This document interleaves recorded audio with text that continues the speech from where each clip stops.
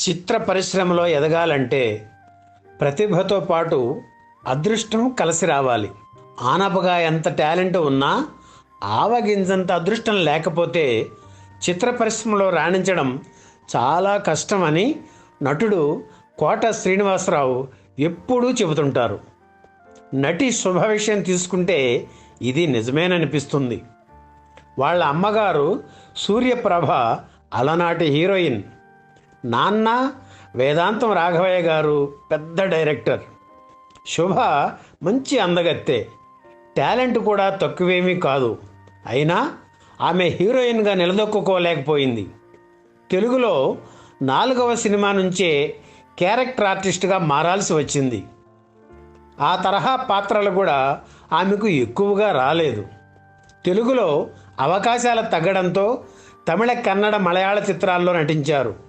శుభ వాళ్ళ నాన్న వేదాంతం రాఘవయ్య ఎంతోమందిని పైకి తెచ్చారు, ఎంతోమందికి సహాయం చేశారు.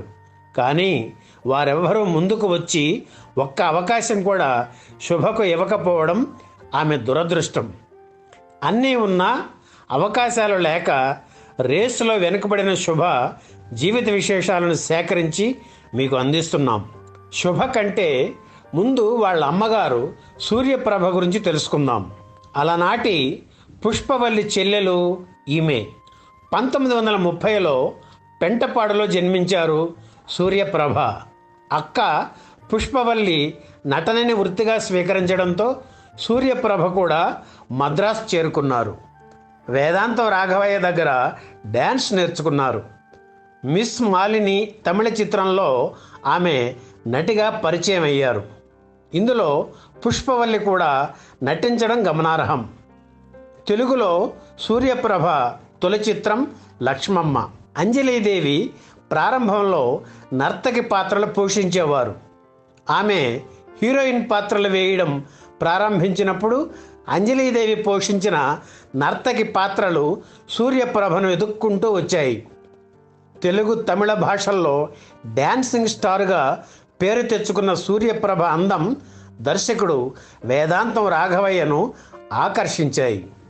అప్పటికే ఆయనకు పెళ్ళి అయినా సూర్యప్రభను మోహించి ద్వితీయ వివాహం చేసుకున్నారు. ఈ దంపతులకు 1953 ఆగస్టు 20న శుభ జన్మించారు. కాన్వెంట్లో చదువుతున్నప్పుడు కానీ, కాలేజీలో బిఎస్సి చదువుకుంటున్నప్పుడు కానీ, సినిమాల్లో నటించాలని కానీ, నటిస్తానని కానీ శుభ ఏమాత్రం అనుకోలేదు. ఎందుకంటే తన కూతురు సినిమాల్లో నటించడం వేదాంతం రాఘవయ్యకు ఇష్టం లేదు కనుక. సినిమా వాతావరణానికి దూరంగా ఆమెను పెంచారు. తన పెద్దమ్మ కూతురు బాలీవుడ్ హీరోయిన్ రేఖ సినిమాల్లో నటిస్తున్నా శుభ సినిమాలంటే ఆసక్తి చూపించలేదు. కానీ సినిమాలు మాత్రం బాగా చూసేవారు. అయితే సూర్యప్రభ ఆలోచనలు వేరేగా ఉండేవి. తన వారసత్వాన్ని నిలబెడుతూ కూతురు హీరోయిన్ కావాలన్నది ఆమె కోరిక. సినిమా పరిశ్రమలో ప్రవేశించడానికి ఎంతోమంది ఎన్నెన్నో ప్రయత్నాలు చేస్తుంటారు. కానీ కొందరిని మాత్రం అవకాశాలు వెతుక్కుంటూ వస్తాయి. శుభ విషయంలో అదే జరిగింది. సరదాగా ఒకసారి ఆమె తీయించుకున్న ఫోటో పేపర్లో పబ్లిష్ అయింది. ఆ ఫోటో తమిళ నిర్మాత మాధవన్ దృష్టిలో పడింది.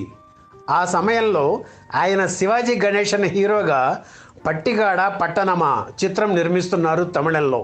తొలి సినిమాలోనే శివాజీ గణేశన్ వంటి పెద్ద హీరో సరసన నటించే అవకాశం రావడం నిజంగా లక్కీనే కదా. అందుకే వేదాంతం రాఘవయ్య ఇంకా ఏమీ మాట్లాడలేక కూతురు సినిమాల్లో నటించడానికి గ్రీన్ సిగ్నల్ ఇచ్చారు. శుభ తెలుగులో నటించిన తొలి చిత్రం గూడు పుఠాణి. ఇందులో సూపర్ స్టార్ కృష్ణ సరసన ఆమె నటించారు. వీరిద్దరిపై చిత్రీకరించిన తనివి తీరలేదే పాట ఆల్ టైమ్ హిట్. గూడు పుఠాణి చిత్రం హిట్ అయి ఉంటే శుభకు హీరోయిన్గా మరిన్ని అవకాశాలు వచ్చి ఉండేవేమో. కానీ అలా జరగలేదు. వాళ్ళ నాన్నగారు జీవించి ఉంటే కరెక్ట్గా కెరీర్ ప్లాన్ చేసి ఉండేవారేమో. ఆయన హఠాత్తుగా మరణించడంతో అవగాహన లేక ఏ అవకాశం వస్తే దాన్ని అంగీకరించడంతో రెండవ సినిమా నుంచే క్యారెక్టర్ ఆర్టిస్ట్గా మారాల్సి వచ్చింది శుభ. శుభ నటించిన రెండవ చిత్రం ఎన్టీఆర్ నటించిన దేశోద్ధారకులు. ఇందులో వేశ్యగా నటించారు శుభ. ఇందులో ఆమెపై చిత్రీకరించిన ఈ వీణకు శృతి లేదు పాట పెద్ద హిట్. శుభ నటించిన మూడవ చిత్రం అక్కినేని పల్లెటూరి బావ. సంసారం సాగరం చిత్ర నిర్మాణ సమయంలో దర్శకుడు దాసరి నారాయణరావుతో పరిచయం ఏర్పడింది. ఆ పరిచయం ఎక్కడికో వెళ్ళిందని, దాసరి శుభ ఎంతో సన్నిహితంగా మెలిగేవారని చెబుతారు. తాతమ్మ కళ, గౌరీ, పుట్టింటి గౌరవం, సత్యానికి సంకెళ్ళు, జీవన జ్యోతి, గాజుల కిష్టయ్య, అల్లూరి సీతారామరాజు, ఓ సీత కథ, గీతా సంగీత తదితర చిత్రాల్లో ఆమె నటించారు. తన నట జీవితం ప్రారంభమైన దగ్గర నుంచి ఎవరి దగ్గరకు వెళ్ళి తనకు అవకాశం ఇవ్వమని ఎప్పుడూ శుభ అడగలేదు. ఆమె ఫలానా పాత్రకు సరిపోతుందనే నమ్మకంతో వచ్చిన దర్శక నిర్మాతల చిత్రాలు మాత్రమే అంగీకరించారు. అందుకే తక్కువ చిత్రాల్లోనే ఆమె నటించగలిగారు. అక్క, అమ్మ పాత్రలు వేయడానికి కూడా శుభ వెనుకాడలేదు. అన్నమయ్య చిత్రంలో నాగార్జునకి తల్లిగా నటించారు. అయితే తెలుగులో కంటే ఆమె మలయాళ చిత్రాల్లో నటించారు. తల్లి సూర్యప్రభ 1977లో మరణించారు. దాంతో ఆమె ఒంటరి అయ్యారు. 3 నెలల పాటు ఇంట్లోనే కూర్చొని ఉంటే పిలిచి మరీ అవకాశం ఇచ్చి ప్రోత్సహించింది మలయాళ చిత్ర పరిశ్రమ. కన్నడంలో శుభ నటించిన నాగరహావు చిత్రం ఆమెకు ఎంతో మంచి పేరు తెచ్చింది. ఇదే చిత్రాన్ని శోభన్ బాబు హీరోగా కోడెనాగు పేరుతో తెలుగులో రీమేక్ చేశారు. కానీ అందులో శుభకు వేషం లేదు. అలాగే ఆమె నటించిన తమిళ చిత్రాలను తెలుగులో రీమేక్ చేస్తున్నప్పుడు శుభ పాత్రలను వేరే వారికి ఇచ్చేవారు. కానీ ఆమె తెలుగు అమ్మాయి అని, తమిళంలో బాగా చేసిందని విస్మరించేవారు దర్శక నిర్మాతలు. తమిళంలో 10 చిత్రాల్లో హీరోయిన్గా, కన్నడంలో 12, మలయాళంలో 25 చిత్రాల్లో ఆమె కథానాయికగా నటించారు. ఇందుకు గర్వపడాలో, తెలుగులో అవకాశాలు రానందుకు బాధపడాలో అర్థం కావడం లేదని శుభ అన్న సందర్భాలు ఎన్నో.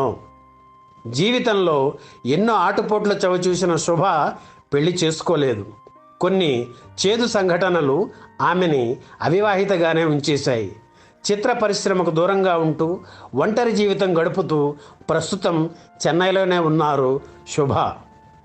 ఈ వీడియో మీకు నచ్చితే లైక్ చేయండి, షేర్ చేయండి, వెంటనే సబ్స్క్రైబ్ కూడా చేయండి.